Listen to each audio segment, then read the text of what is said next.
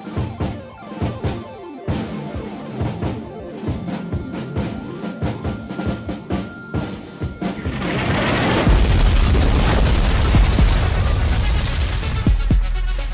to Politics Done Right. I am your host, Egberto Williams.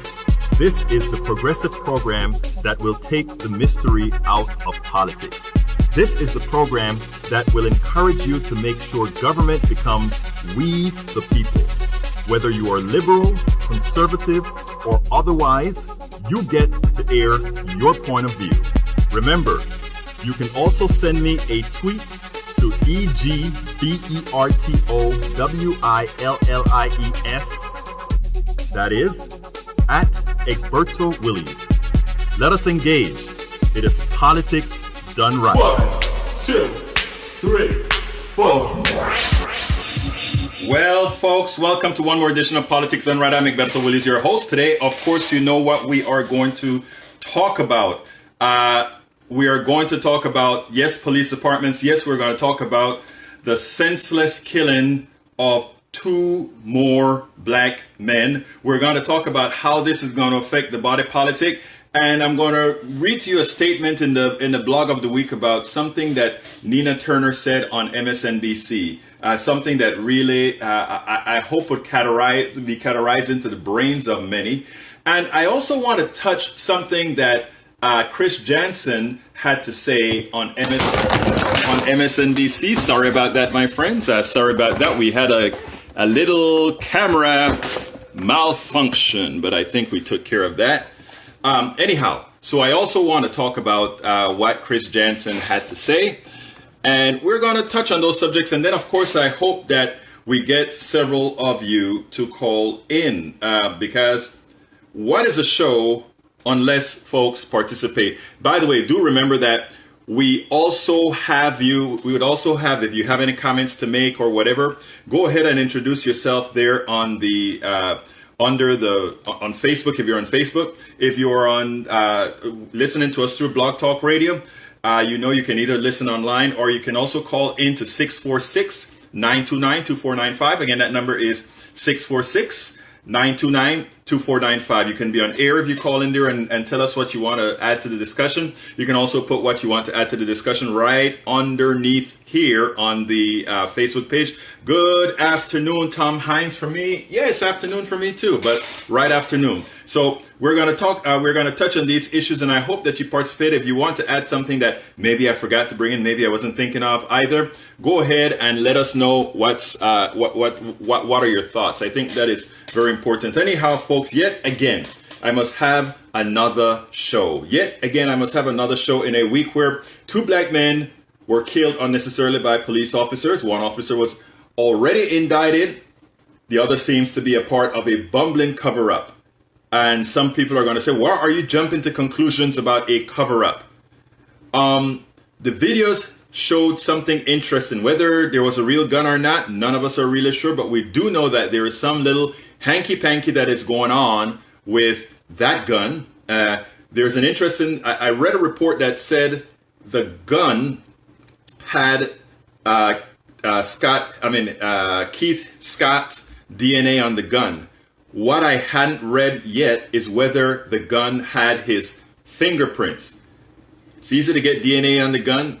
Getting fingerprints on the gun would require them, if it wasn't his gun, if it's a planted gun, would require them somewhere behind the scenes holding his hands and putting it against the gun. I tell you what, at this point, it really doesn't matter if the man had a gun or not. And why am I saying that? He should not have even had an encounter with the police in the first place. Secondly, from what I understand, the first police officers that confronted him were plainclothes in unmarked cars. Assuming he had a gun in an open carry state, being accosted by unmarked folks with a gun, would you not be scared? And isn't that what the gun folks has taught us? That we should be ready to protect self with our guns, right? So assuming that there was a gun, shouldn't he had been able to protect himself if he's especially being accosted by those that didn't have it? Anyhow, What are your, let me continue. Will this impact the presidential election? I don't know. Is there something for us all to do? I think there is. We will answer these questions and whatever other questions you have.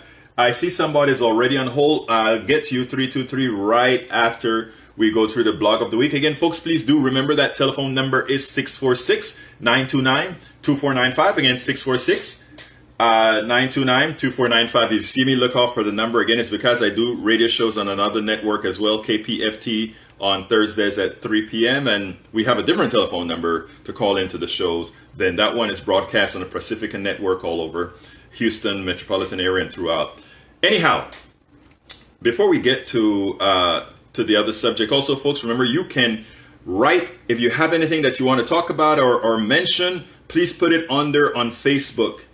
Put it into Facebook right under our video, and I will definitely get to it. So do remember, what are your thoughts? Let's talk. I will be following hashtag politics done right, and Twitter. My Twitter is Egberto Willies. So if you want to send me something, tweet something to me, Egberto Willies is a tweet. So give me a call. Listen to the live stream. The live stream is on Facebook. Our page is Politics Done Right. So if you go to Facebook and go to Politics Done Right, you can actually see the show live. You can also send me messages, send me whatever you want to talk about, and we'll talk about it. Remember, this is your show. This is, in fact, your show. But before or without further ado, what I really want to do is get to the blog of the week, and then we'll move on. Get your input, 323, I'll get to you. Time for the weekly blog post. And weekly blog post.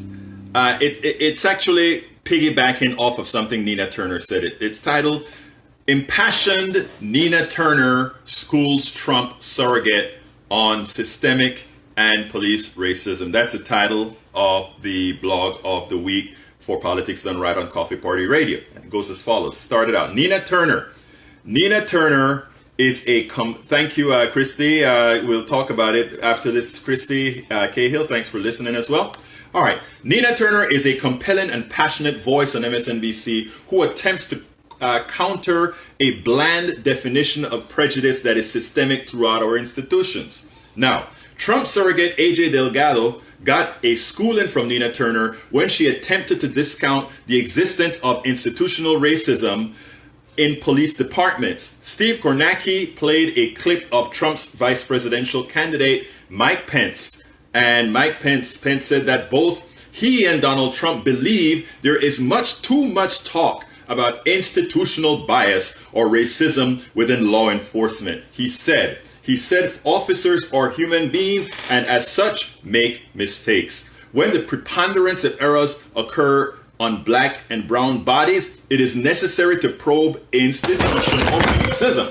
We're really having some problems with my camera today. Sorry about that, guys, but for some reason we're having some problems with this baby staying hooked up. Let me get it corrected and we'll take it back for you again. Maybe it'll hold this time. Anyhow, going back. Sorry about that. Trump surrogate AJ Delgado got a schooling from Nina Turner when she attempted to discount the existence of institutional racism in police departments. Steve Kornacki played a clip of Trump's vice presidential candidate Mike Pence. Pence said that both he and Donald Trump believe there is too much talk about institutional bias or racism. Continuing. When the preponderance and errors occur on black and brown bodies, it is necessary to probe institutional racism. Police treat blacks and people of color with a presumption of criminality. Police unnecessarily force interactions as they did in Charlotte. Keith Scott minded his own business as he waited for his kid to come home from school. There was no reason for the police to even approach him. Think about that. There was no reason for the police to approach him. Absent that approach, the man would be alive. AJ Delgado reiterated Mike Pence's willful, ignorant statement about stopping the talk about institutional racism in our police departments. Many on the right and left are fearful of speaking out frankly about bias in our institutions, especially in police departments. But it is refreshing. It is refreshing to see what occurred recently. Very refreshing. It was refreshing listening to retired police detective Mark Claxton, who recently addressed the problem directly. He pointed out it is time to stop lionizing police officers and force the bad ones to face the consequences of their bad acts. Nina Turner allowed neither AJ Delgado nor Mike Pence's leading statements to go unanswered.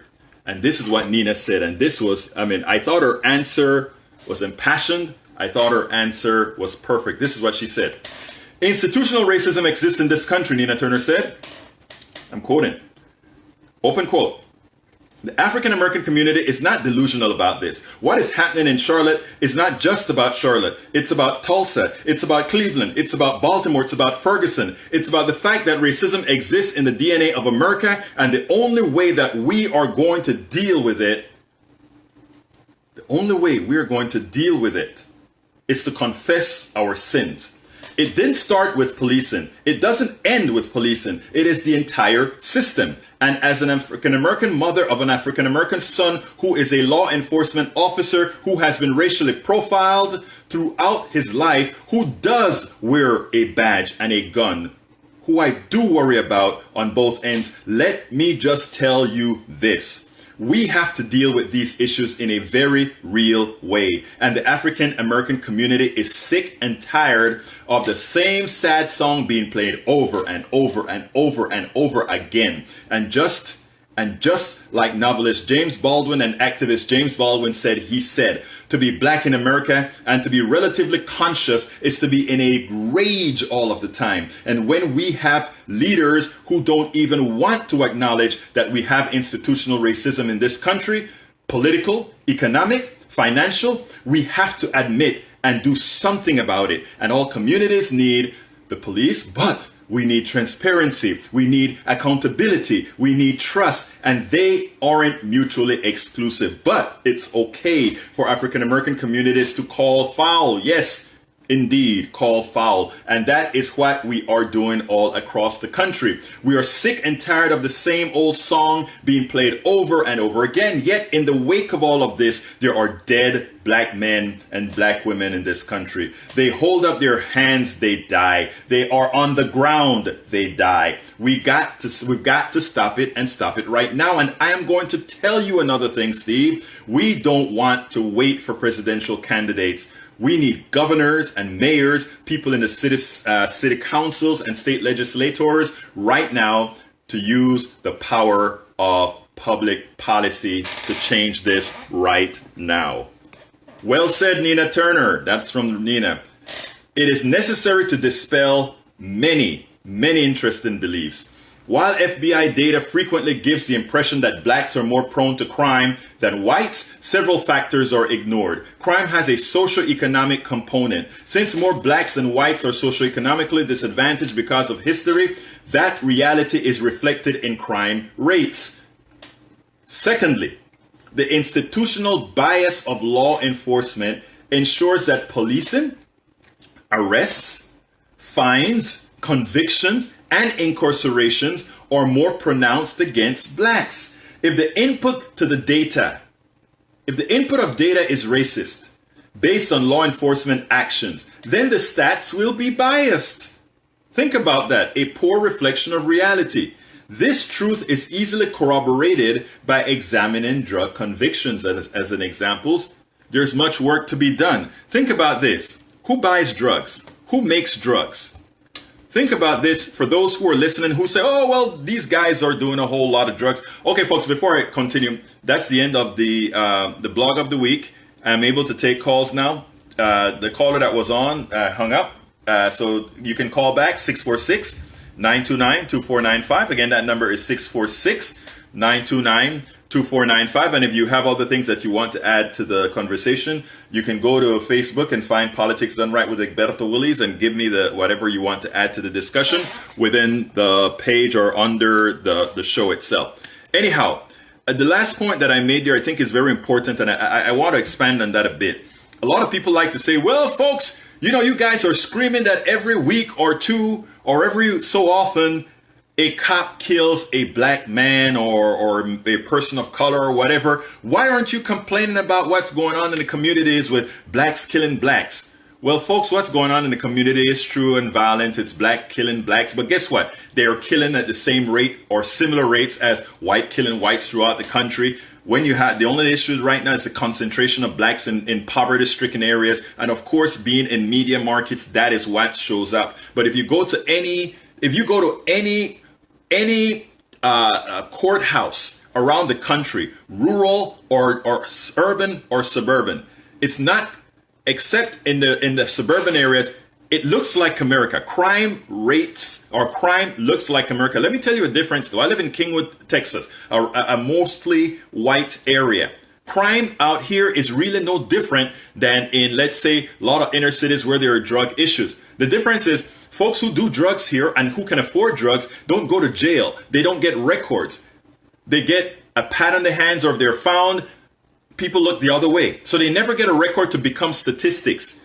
In South Park, Houston, or in these different areas in Houston where there are Latino communities or black communities or otherwise, when these people are confronted with the cops, immediately thereafter, they're in the system. So what the FBI sees as statistics are the inputs from a police system that is biased against putting the data from, again, minority communities into the system. Communities like mine here in Kingwood, most of these guys get a slap on the wrist.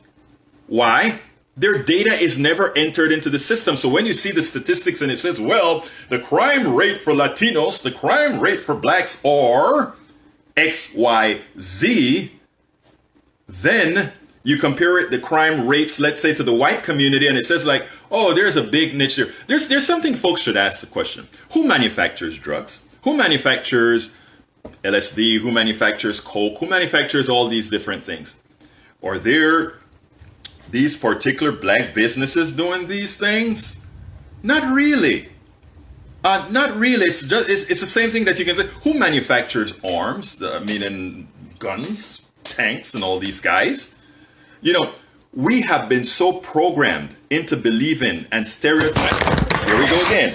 And stereotyping others that we miss the entire point. We have stereotyped so many. I'm going to have to buy another holder. We stereotype so many different people around this country that the reality is never actually discussed.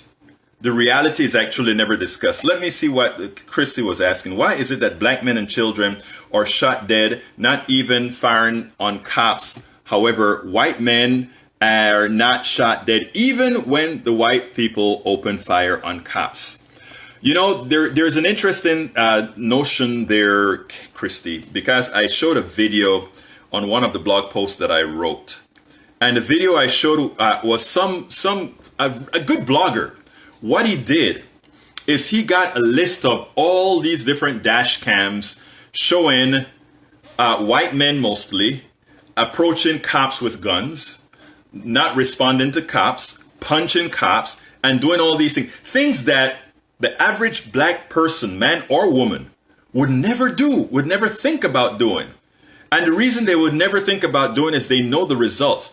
When you have the marginalization of a particular group of people, they know exactly how to act. They know how to act to maintain their lives. Now, it was interesting because I am not just saying this. I want to bring up a blog that I wrote yesterday. And the reason I want to bring this blog up is because it had to do with Chris Jansen. And folks, again, the number is 646-929-2495. I would love to get some voices on air other than my voice only, or other than just listening to what folks are saying on Facebook. But by the way, Facebook folks that are listening, drop me a line. Tell me what you think, or if you want to add something to the discussion. Because again, this is usual. I mean, the difference between social media and otherwise, or radio where social media is included, is it gives you the opportunity to be a part of the discussion and not just me saying, flirting out the things that I want to talk about. But anyway, here's a blog I want to talk about. Yesterday, when that tape from the woman came out, the tape from the wife of Keith Scott came out, it was kind of stunning. It really got to folks, right? And so I wrote this blog because I was very impressed with Chris Jansen, and it went as follows. MSNBC Chris Jansen articulated something I wish many more people would. She contrasted her own reality with the displayed reality of this black woman, the black woman being Keith Scott's wife. And this is what Chris Jansen said. This was very, what's the word that I want to use? This was prescient. This was a woman not only empathizing with the reality that we're living today. This was a woman who is on TV and what to do. She was willing to say it. And here it goes. I tell you what struck me, Chris Jansen said. I tell you what struck me.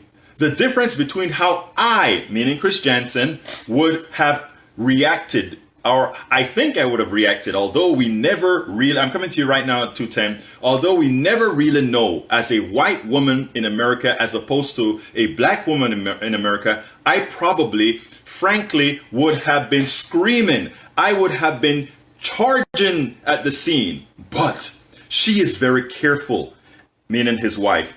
And in fact, at one point makes it very clear after the shooting, I am not coming to you. They tell her to stay back, and she makes it clear she's not going to do that. It just shows you how. It just shows you that if you are African American in America, you react a certain way to police, and I found it chilling. This is from Chris Jansen, a white host on MSNBC, who was able to empathize with what many folk live with. Not trying to find excuses, just empathize with the reality of what people are living with, what the reality shows, what the dead body shows, what the videos show. Tremaine Lee, who is a field reporter for MSNBC during this period, black guy, this is what he said. The reality is that black folk in America, Tremaine Lee said, we clearly understand that so often is literally, let me repeat. We clearly understand that so often is literally hanging by a thread. Our lives is literally hanging by a thread.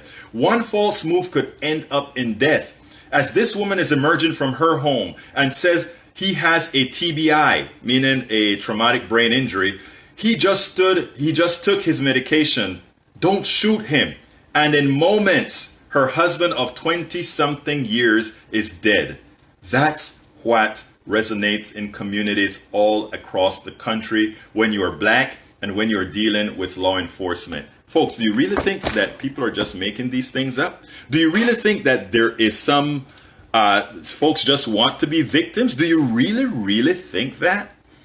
Nobody wants to be a victim. Yeah, there are a few people that always want to feel like a victim if they can get something out of it. But look, nobody wants to be a victim. I'm a self-employed engineer, blogger, software developer. And when I'm stopped by a cop, or when I see a cop, or when I'm in close proximity to a cop, there's a visceral reaction. Because I know. And by the way, before I go to John, and by the way, we had another call, 323. Call back into the show. That visceral reaction is not at all, what's the word that I want to use? It's intended. It's intentional. It's self-preservation. That's what it's all about. Human beings, that's how they react. Anyhow, I think this is John. John, come on in. How are you doing, my friend? Good. Enjoying the show. It's just sad that, how many shows have we done like this? How many shows have you done, rather, where I've called in? I think you had it, John, you had it right first. It's our show. Anybody that's a caller to my show or a watcher of my show, this is our show. And this is our show promoted to the country. So go ahead, John. Yeah, so, it's just so sad, in seeing the video. is just so incredibly sad. And I mean, I know I have a tendency to repeat the same thing, when I talk about these issues. But I mean, the fact is that that white people just do not comprehend this. That this how what it's like to live in a black person's shoes, and to the systemic racism of this country and of our history. And, this just continues. And like Mike Pence was also, I mean, he personified the attitude that people shouldn't have. I mean, people should be sympathetic and should appreciate the culture of the black community. Yeah. And, I just don't get it where people like Mike Pence, and I mean, I just don't understand it, because it seems so obvious what has been going on in our history and what continues to go on to this day. And if you look, the specifics about the case are just so disturbing, as the Tulsa case. I mean, you have, I don't know why, the police even said, why they even talked to this guy at all. And that is a sad part about the whole issue, right? Because they went there to get somebody else. That was their purpose for going there. They went there to get somebody else, nothing else. They went to arrest somebody else. Now they claim they saw this guy in the car with a gun, but let me tell you something, and every black person knows this. If I'm sitting down, let me just give you an idea of what happened earlier this week or last week, I don't remember. Like I tell you all the time, I live in a mostly white community. There is a constable that sometimes stays in the corner near the playground. And he's parked out there. It's one that I didn't quite recognize at the time. But I drove into my neighborhood and I turned where I need to turn at the playground. And that car that normally just stays there, I drive in, come to my home. But guess what happened?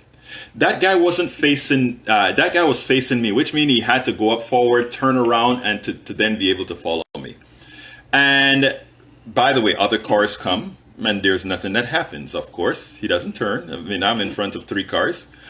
Now, when I turned, what do you think the constable did? The constable went ahead and he followed me again. He simply went ahead and followed me. Now, I can sit down here and make believe that didn't happen, or it's just an accident or something of that sort. Or I can go ahead and, again, be real. The reason that I was followed is he knows the neighborhood he's in, and he made the assumption that I didn't belong here. I've been living here for how many years? Over 17 years. And for the guys on Facebook, I'm trying to fix my camera because my thing is no longer working. So bear with me a second. But yeah, John. So what it turns out to be is this guy just didn't recognize me. Okay, and folks may say, well, he didn't recognize you, and it was a good thing for the cop to do. Of course. But I'm pretty sure he didn't recognize any, because, like I said, it's one of them that I didn't see before. I'm sure he didn't recognize any of them. Okay? But as my friend Charles Belk, who formed a new organization to combat these types of profiling, said, I fit the profile. I simply fit the profile. So I can imagine, and again, I don't know this for a fact, but I can simply imagine that he's sitting in his car. He just looks like he's doing nothing. He has something in his hands, and they felt it necessary to investigate. And in the process of investigating, killed him. Because they confronted somebody that knew they were doing absolutely nothing wrong, and they confronted him and killed him. John? And let me see, I have some messages here I'll answer these. Go ahead, John. Okay, yeah, I mean, I just don't understand why so if he had a gun in his car, it's an open carry state. He has every right to have the gun. Stop a second, John. Stop a second, because Ledo. Here's what Ledo says, and this is what I mean about making excuses as opposed to trying to find problems. He said, because Ledo to my answer said, because he had a gun and would not drop it when commanded. Care to mention that? No, I don't care to mention that. And you as a person, a Tea Party person, my friend, shouldn't care to mention that out either. This is North Carolina is an open carry state. If he had a gun, that should not be a reason for the police officers to confront him. That, first of all, I am not for open carry. I'm not for carrying guns, period. But you guys you guys love the carry guns issue, as Bill Maher said yesterday on Real Time. He said open carry really means open carry for white people.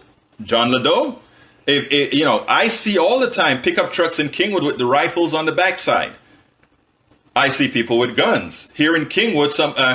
A guy walked in with a concealed weapon, the gun dropped, and it almost killed a woman in the restaurant. Those are the reasons I don't like open carry. Also, I feel sorry for police officers, because it is true.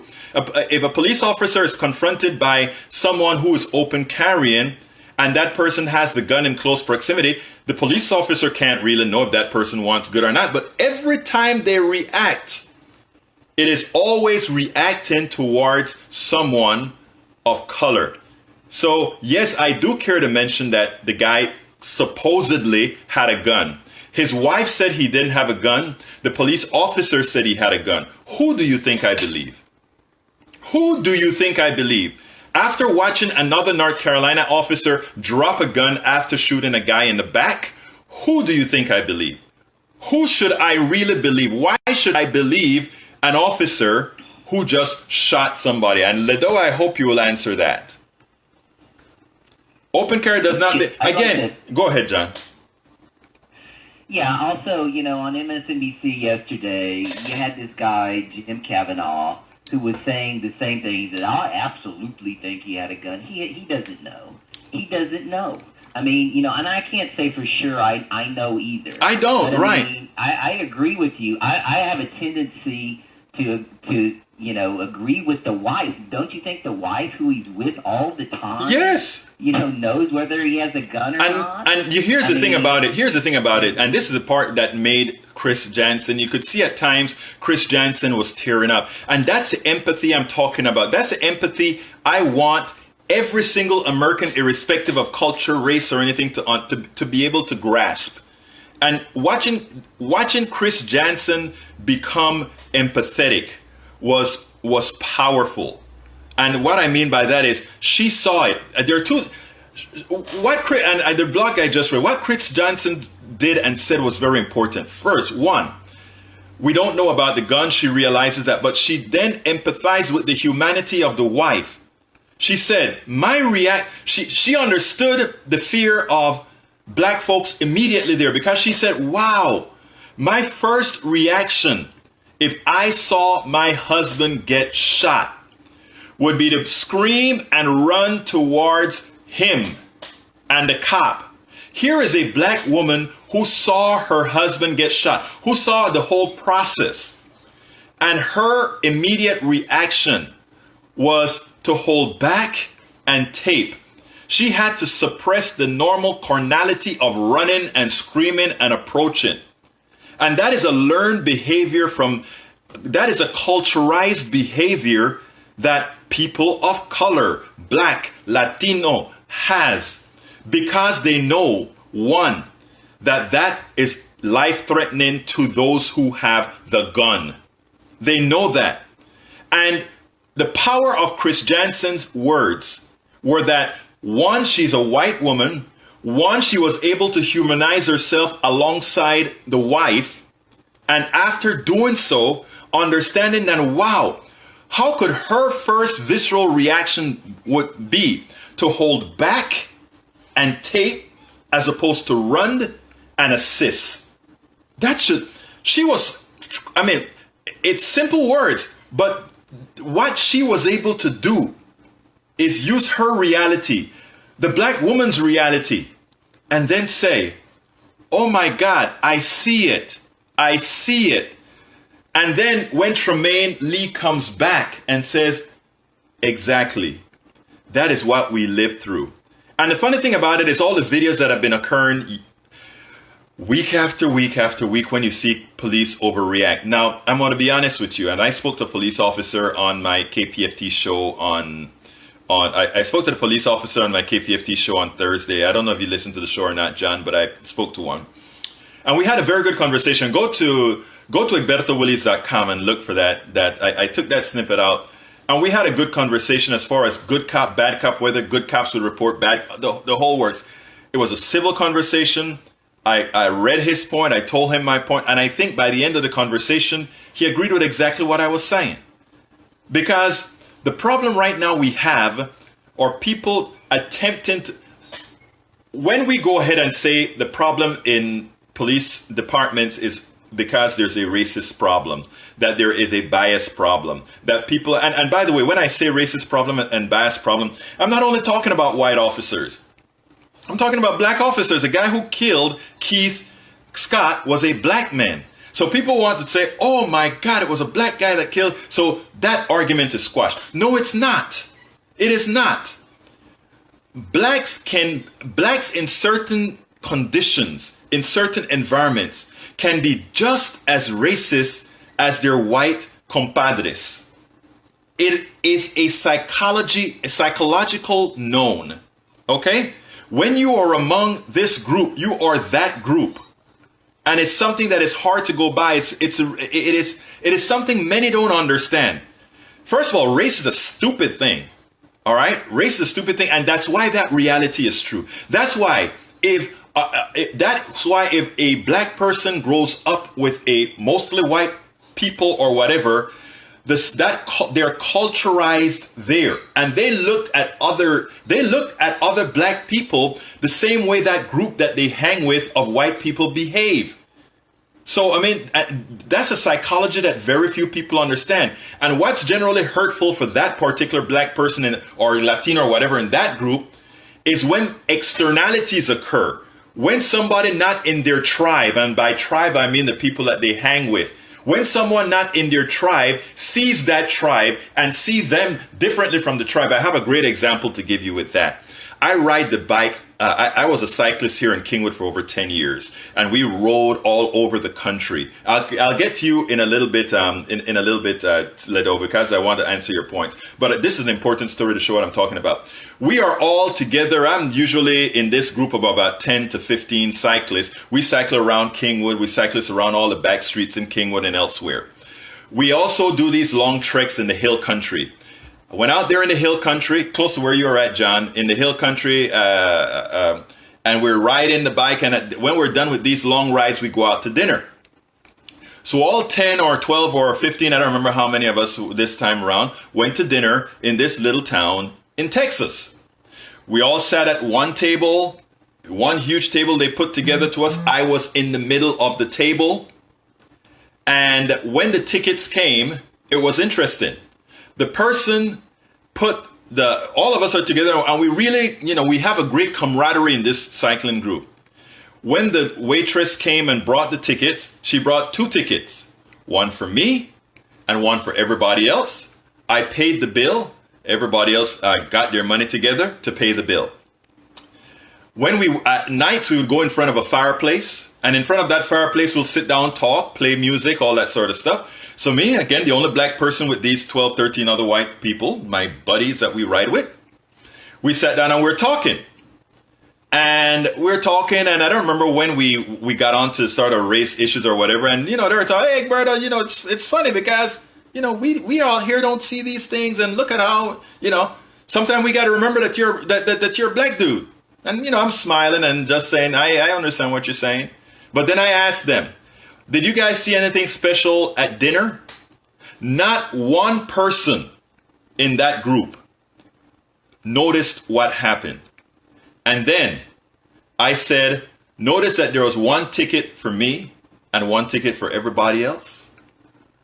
And in amazement, the group was, oh my God. Yes, but I didn't notice that, Egberto. I didn't notice that.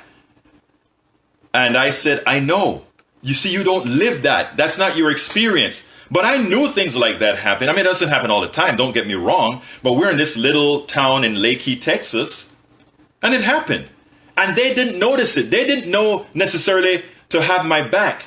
I could have just gone and said, how come you put this on the other thing? But I knew what was going on. But nobody there really had my back in being able to say, lady, why did you separate Egberta's ticket from ours?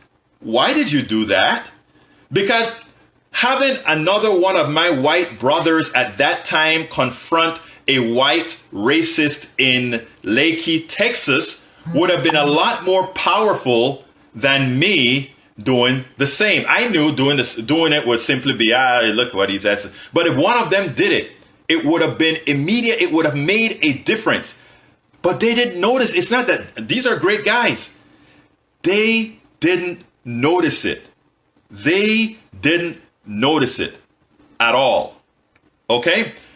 Now, let me get to, I want to get to Ledo because he's filling up the screen and I promised to answer all my message on the screen. Okay, blacks don't need certain situations to be racist. To even suggest otherwise, it's absurd. Okay, I don't quite know what you're saying there. You may have to explain that one to me. Maybe a previous answer said that. But here's the deal. I got a separate bill. Racism, that guy cut me off on the highway. Racism, Mr. Ledo, I think you constantly try to justify something that deep in your heart you must know isn't so.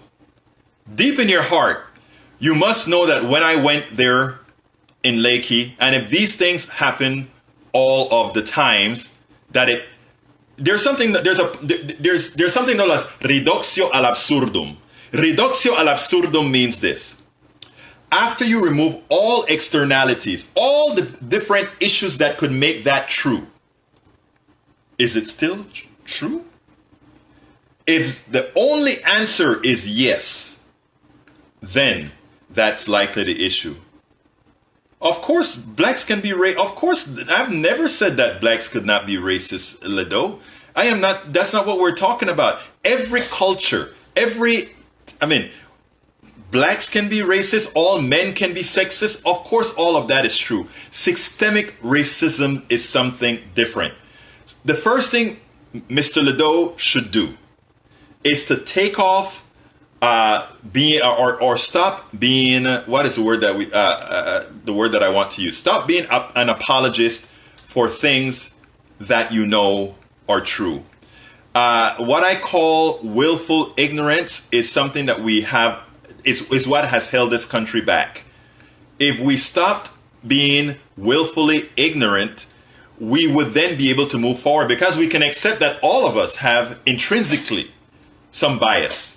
Another story. I love to tell stories. A friend of mine, white guy, engineer. We were both working at Dresser one time, and he came over to the home, and we started talking about racial issues again. I looked at him and I told him, watch what's going to happen when it was during the Clinton years, and Clinton was about to pass welfare reform, and I told him, as soon as the welfare reform bills start to materialize, watch how the face of welfare is going to change. And what I mean by this is this. Most of the time you see things about welfare, you see people of color, Latinos or black, or Latino, what we consider Latino looking people and black folk, you normally see when they're talking about welfare and all these different issues. And I told him before it happened, I said, watch what happens when policy starts getting written. And he said, what do you mean? I said, you're going to start to see a white face on welfare. And he said, why? And I said, 2, because the biggest beneficiaries of welfare is corporate America. The biggest beneficiary of welfare are not the welfare recipients, but corporate America. And then I said, secondly, the largest recipients of welfare are white. So therefore, those are 2 things. We don't want to lose the mass of our voters, white people, and we don't want to hurt corporate America. Therefore, the transfer of wealth through welfare is very important. So it's going to change. If things start to get too tight, the face of welfare will change. And guess what happened a few weeks later? The face of welfare changed. But then, we're talking other issues, and he said, okay, Bertie, you're right about that. But then he started to go in about, but you know, America is really changing all. And I said, yes, it has changed a lot, but it's a lot of places to go. And we got into marriage and all that sort of stuff. And I said, you can talk all this thing, Michael, until your blue-eyed blonde daughter pick up some guy that looks like me. And when I told Michael that, he beamed, his face lit up, because you know what? He got me. And why did he get me? Because his daughter was dating somebody that looked like me. I was wrong. He put his money, he put his family where his mouth was. He was just like me. And to which I immediately told Michael, man, there I go stereotyping you without first finding out about you more than you just being my friend and my working compatriot. So yes, Mr. Ledoux, preconceived notions, racism, and all of that can be a part of everybody's reality. I agree with that. But what we're talking about is different. This is a racism that hurts. The racism that I'm talking about is a racism that has economic effects like Nina Turner was talking about. The racism that I'm talking about is the type that allows redlining that has a direct impact on your future ability to build wealth. The type of racism I'm talking about is one that can cause your life. Those are different than just social racism. The racism that has a material effect of where you as a society is going to move is very, very serious. And it is why when you look at statistics today, there was a congressman who just came out and he said, oh, the reason black folks are so mad, they are mad because they are envious. They are jealous of whites being successful. Are you kidding me? Are you really kidding me? My brother, I became successful in spite of the headwinds.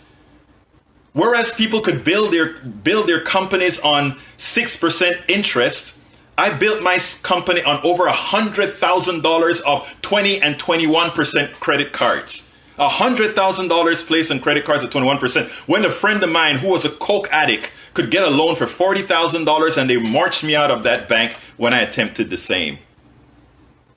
So what I'm saying, no, that's not what it's all about. What it's all about is the reality that occurs that materially affects you. Let me see what you have to say. Am I not willfully ignorant now? No. Know it in my heart to be? How do you know what it? I don't know what in your heart, but I can tell you what you promote. It's not about what is in your heart. You're right about that, Ledoux.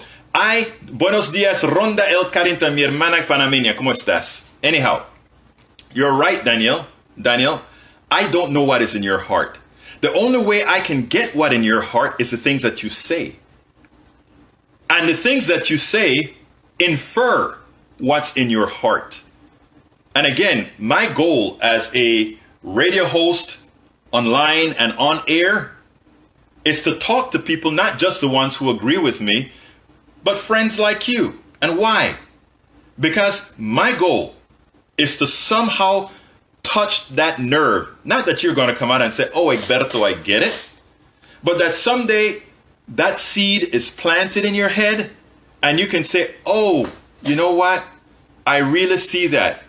I really honestly see that, because that is the way that we're going to make change. That is the reason why a Trump cannot get elected. That is the reason why Trump would be a setback to this country, because he has given those ill thoughts that everybody has, but try to suppress the ability to come out. Now, what I've said in the past is simple.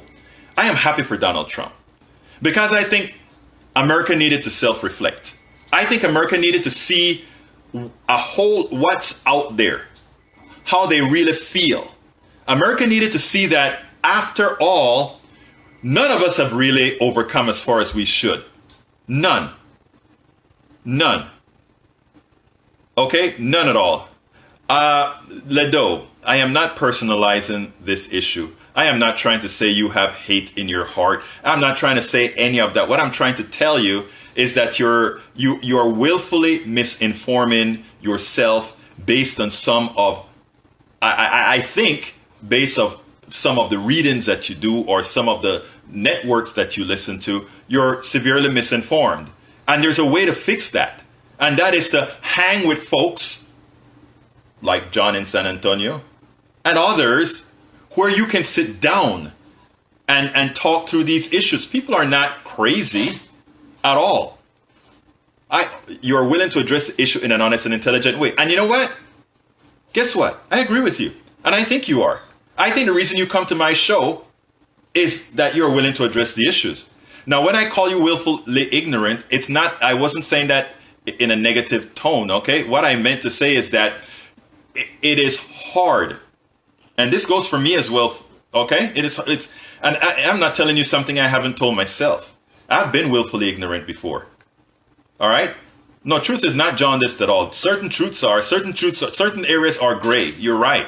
But not at all. But there's some absolute truths. There's some absolute truths we can argue about. But everything that I tell folks here, we're talking race today. We've talked sexuality before. We've talked gender before. When I came to America, I could have considered myself a sexist pig. I could have considered myself a homophobe. But I grew. I came from a Latin country. I'm from Panama. Nosotros los latinos somos así. We're sexist and we're homophobes in general. Okay? That's who we are in general. And that comes from having been with a Catholic religion that before this current Pope showed that these were wrong things. I opened my mind, I opened my heart to learn the truth. And not only to learn the truth, but to realize the humanity in everybody. That was what I did. I am no longer a homophobe, and it's not only in the head, but it's now also in the heart. You change the head first, and then you can have that flow to the heart. I gave the story about seeing two men kiss before. Even after psychologically I knew that was okay, it still gave me the ugh. Now it doesn't. It flowed to the heart. When I say the heart, it's a different part of the brain. I am a scientist, so there's nothing in the heart. It's a different part of the brain. And also, the same applies for being able to look at women exactly as an equal. And when I say exactly an equal, I mean, in as much as we still believe from this Latino culture of chivalry and all that kind of stuff, I still do that, right? I still believe in, I'll say, oh, ladies first, all that kind of stuff. That's cultural. But as far as being able to, in my head, know that women are just the same as men, mentally speaking, and being able to attain anything, that is now categorized in the brain down to the heart. But you have to open your mind to be able to get there. Now, I've been doing a whole lot of talking, and I have John here just listening. So, John, what you want to add to the conversation? Okay, I want to try to get back to Charlotte and, yes. Trying to think about why the cops even approached him. The only thing that I can think of why the cops even approached him in any way is if he was pointing a gun directly at them. Otherwise, they should have not approached him at all. And so, in other words, this is something else that Ledoux said, saying, open carry does not mean you can ignore police commands. Well, the police don't have, I admire the police, and they have a hard job, and a vast majority do a good job. But, I was living in New York City when Abner Louima was assaulted and, punched in the mouth and put a nightstick up his, his rear end, yeah, I remember that. Amadou Belia, yeah. You have people, just look at all the people. You can just go on and on. Trayvon Martin, Michael Brown. Everybody knows their names. Right. And it's just, to just ignore all of that is just unbelievable. It's so ignorant of what's actually going on. It's like saying, the sky is pink and purple. Well, here's what I think happens, John. John, and let me ask you, I want to ask you this because you're a white person. My hunch, right? Yeah. This is my hunch. My hunch is that just the same way, whenever I hear about some killing on TV, one of the first things I say is, my God, I hope it's not a black person, because there will go the stereotype again. And that will, even though it doesn't reflect black society in real, for some reason, I know I will have to bear the responsibility of people's thoughts when they see that. My hunch is, and you tell me if at all I'm right, that many white people, when they see white people racially abusing and being utter racist against, let's say, blacks or whatever, to somehow accept that it is a racist act that these guys are performing, reflect on white people as a whole. Do you think that could have a part to do with it? Yeah, absolutely. I mean, our society is still, structurally racist. I mean, there's a large percentage, and this also has to deal, with the Trump supporters and all the racism that's being overtly shown by the alt-right. I mean, this is the reflection of it. And so, I mean, to deny this is just unbelievable. Right. And, when I heard Pence say these things, I was just, shocked. I mean, because even Trump said that the lady in Tulsa was wrong and that she choked. And so, it's just unbelievable. I tell you what, Trump spoke the right thing for the wrong reasons, I think, because he wasn't saying that before. When he was talking about Black Lives Matter and all these other issues, he was actually calling these guys thugs. But I want to get to Pantheon Don. Pantheon Don says, where were the people who were yelling about blacks being mad at the cops when we had the same thing that occurred in, I think, in the Bundy camp? And that's true. I put a video on my page, not my page, but on my personal page, that showed how riots from different groups are spoken about. And these are all the issues. That is the reason I am always willing to talk to America as a whole, and not blame folks, and not even, I like speaking to even white racists, because racist is something that can be overcome. And I have white friends that are racist that I'm talking to, and I enjoy doing that because I can see change happening. I have already accepted the fact that racism is structural and that it comes from the top, and that it's a tool that's used to maintain the plutocracy. Once you come to that realization that all your racist friends, black, white, blue, whatever, but systemic racism is white because that's where the power lies. But all these different forms of racism is a necessary tool placed by the plutocracy on you. Whites are victims of racism, and half the time they don't know it. Racism is going to have a lot of them vote against their own interests, because if we can have them look at the other, the plutocracy can continue to screw you. And that's why Appalachia remains poor in the aggregate. That's why all these communities that could have don't have, while the plutocracy gets richer, because they need to have you looking at others so that you don't look at the people who really are screwing you. And but the funny thing about it is the people who are screwing you mostly look like you. And remember, race is a stupid thing. Race has no meaning. Race has no meaning other than a few more chemical reactions of a chemical called melanin. Nothing else. It's a stupid thing, but it's something we can see. So, folks, we're coming to the end of the show. One thing I want you to get out of this show: yes, it's gonna these killings are gonna have an impact on the. It's gonna have an impact on the election. Number two, it's gonna be likely in the favor of Hillary Clinton, because now the minority communities will be further activated because they see this happening and they know at Trump it's going to get even worse. So that's true. John, give me 15 seconds real quick. Okay, I was lucky enough to be put on the Sam Cedars election coverage on election night. Great. So I'm really looking forward to that. It's going to be on his podcast and on his YouTube feed. So really looking forward to that. Besides that, great show, Alberto, as usual. Thank you. And, we keep informing people because you're doing a great job. John, that is what we do. And thank you for being on the show. And congratulations for being on the podcast on what's his name?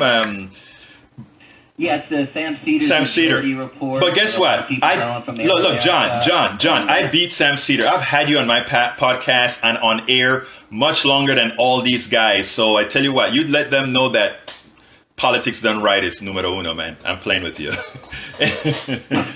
Anyhow, folks, this is Politics Done Right. I'm Egberto Willies, your host. Thank you very much for spending this time with me. We'll have another great show next week. Please remember, stay active, stay involved, be a part of the body politic. You guys have a wonderful day. And to my folks on Blog Talk Radio, we're shutting down. Thank you very much. Have a wonderful day.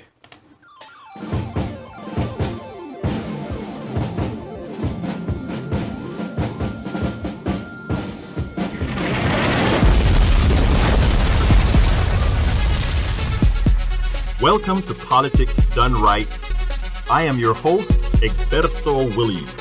This is the progressive program that will take the mystery out of politics. This is the program that will encourage you to make sure government becomes we the people. Whether you are liberal, conservative, or otherwise, you get to air your point of view. Remember, you can also send me a tweet to EGBERTOWILLIES.